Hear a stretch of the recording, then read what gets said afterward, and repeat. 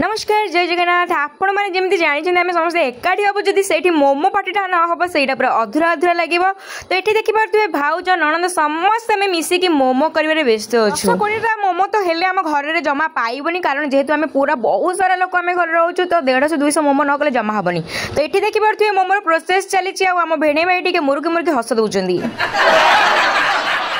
मोमोर shape size को आपण मैंने जस्ट इग्नोर करेंगे जहाँ आसला आम बनईदेलु सेमती किसी ना तो टेस्टिंग पाली आसीगला तो भेणे भाई बसी पड़े चटनी को धरिकी खाइबापी देखुवे तो पूरा मन कुतु कुतु है कि मुह पर हस खाली किली किली है बाहर